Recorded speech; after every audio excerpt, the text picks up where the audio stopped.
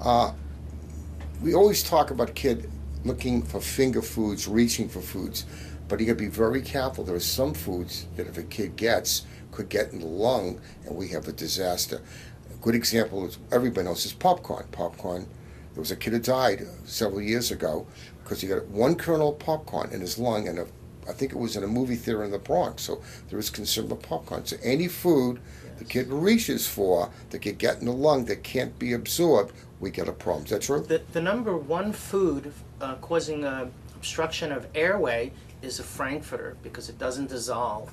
Even if you cut it up, it stays the way that it is. It's more than just the skin. Right. It's the whole encased food. That's the number one foreign body in kids. Number two is peanuts. Same reason. It's a hard thing and it doesn't break down easily, and if it gets caught or goes down the wrong tube. And number three is popcorn. So those are three major things I wouldn't let a child before 3 years of age have. There's some concern that some of these highly allergic foods, and there's two schools of thought.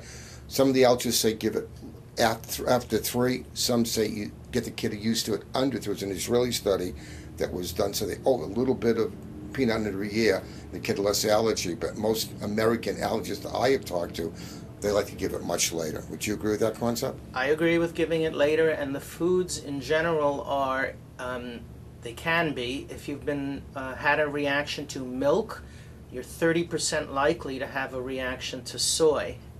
Shellfish are very high in iodine, and that causes allergic reactions. So we're talking about shrimp, lobster, and clams and mussels. Wheat as well is on the list of the most 8 allergic foods, and if you have a reaction to wheat, I would certainly not introduce it before 1 year of age. Milk and milk as well.